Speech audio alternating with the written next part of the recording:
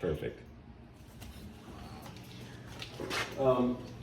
So I went to Lowe's to stock up on some of the items we need, and this is what we normally use. I like the helical paddle mixing bit that they sell at Lowe's, and but they were out of them.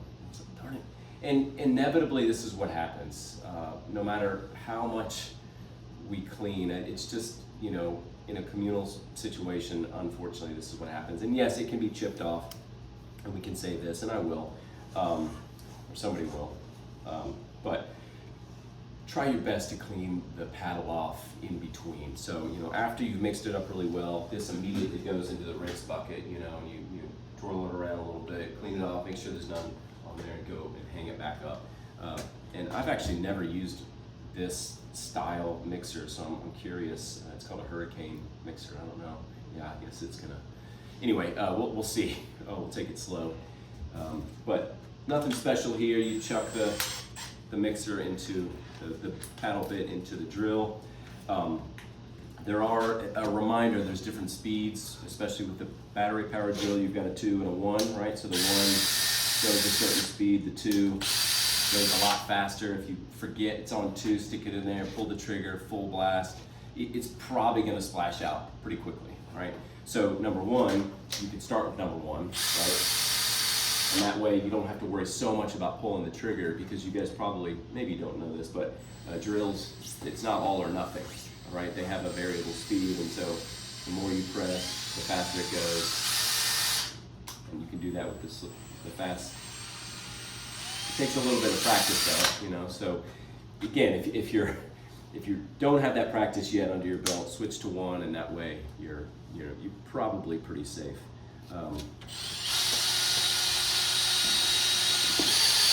So that's 1 with the trigger pulled at full speed. That's pretty good, yeah. It feels basically the same.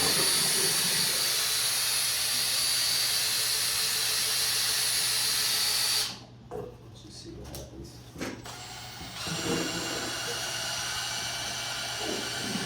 Yeah, so that's on number 2 with at about half. Ooh, yeah. And look, so what just happened is I just lost control of it just a little bit, and it just splashed up to right about here. Could have easily gone out, and it could probably, yeah. So I'm gonna switch back to 1. I don't want to get you down. You guys don't have safety glasses on. You guys see the shape of the container down here? So if you're right in the center of it, you can go pretty low into the mixture without hitting the tank, which is fine. I'm at about 15-degree angle. That's ideal for air entrapment. So not getting air entrapped in the liquid. But then I'm also going to move around. Come over here, so I'm also going to move around as well.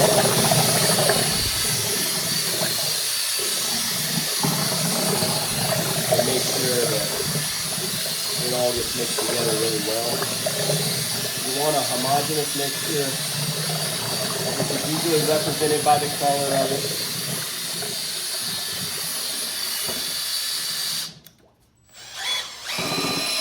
Wow, yeah, this mixer is different.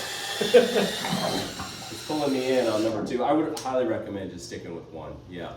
If I get another one of those mixers before this project's done, maybe, but. Is that kicking off ammonia? Say it again? Is that kicking off ammonia? Yeah.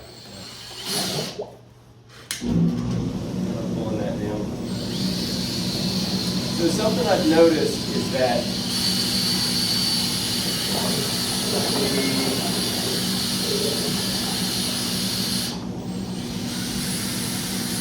the new mixture, so they changed the formula of this very recently, and it used to not smell this way. It used to not have that. So I think it's the new additive that they put in there, the Adbond additive in the colloidal silica, I think is what's giving off this smell, probably chemical. So it might be a good idea. I was just talking about not needing the ventilation until you get to the stucco, but it might be a good idea to just go ahead and turn it on too. We'll get some of this out of here. Yeah. So when I'm all done, I'm going to do like that for a minute just to get the excess slurry off the bit into the tank. And then I'm going to go to my washout.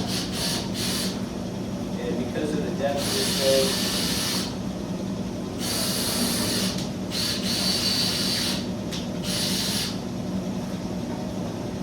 I also want to make sure it's off of the shank of this bit, which means getting my hand in there and making sure it's off. Because inevitably, that's what's going to happen if you don't, right? It builds up. And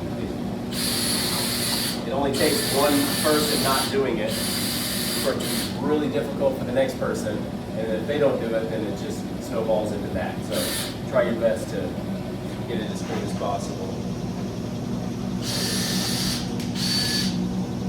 And I think our system of hanging it, since it doesn't have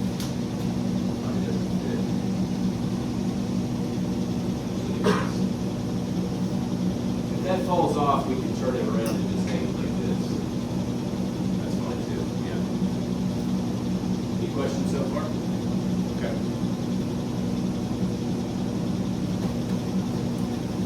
All right, so everybody come check out the color and kind of the textural difference here.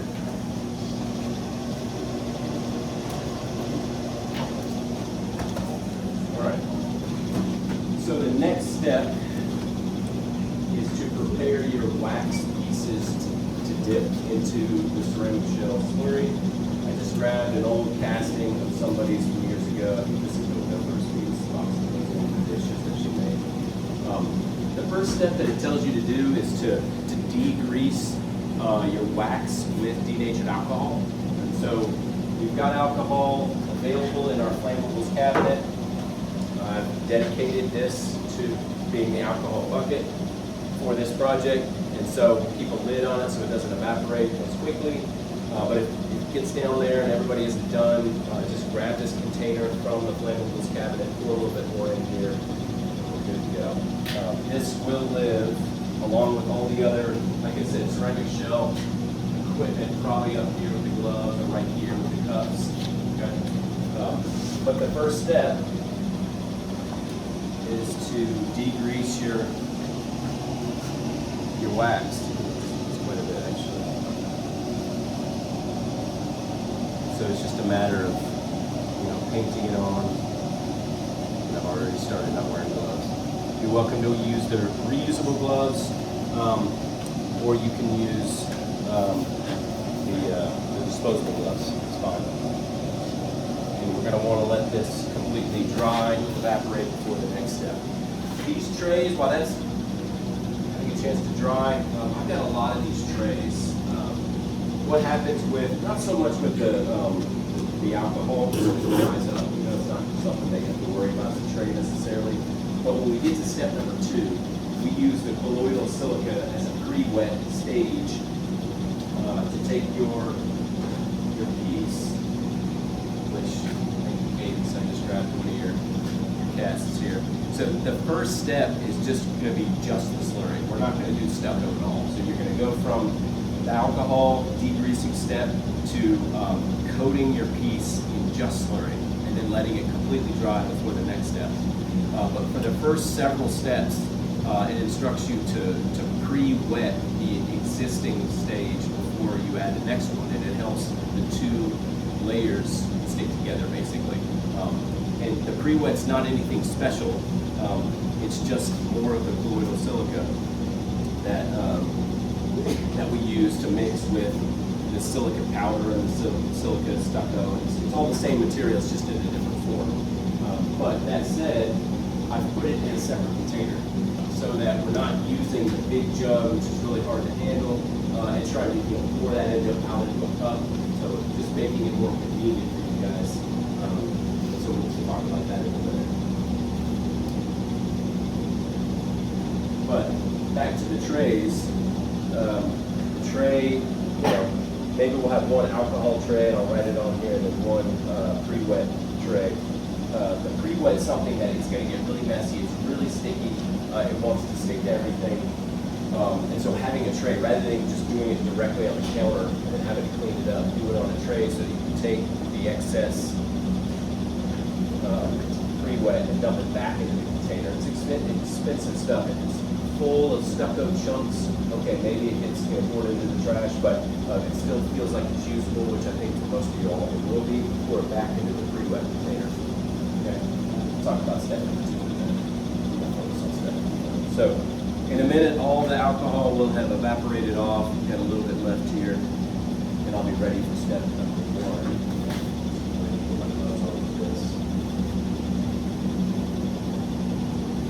There's 2 different sizes of these really big blue gloves. There's a large and a medium. Yeah, they're on here. And then these are one size large, and they come up halfway on your arm, which is really nice. I think I was talking to you guys last week about the pressure of this stuff that, I talk about dipping, right? And I think for some of y'all's pieces, you could easily, size-wise, get them into this tank and just dip them down in there, not have to worry about a cup kind of pouring. But I would highly recommend not just dipping, at least for the first couple steps. The reason is because the connections have to be really solid. Otherwise, the pressure of the liquid is just going to break your connections apart. And it has happened. It's not something you really want to have happen because it means you got to let it dry out. You got to scrape off the ceramic shell slurry. Then you have to go back and re-weld the wax. It's a pain in the butt.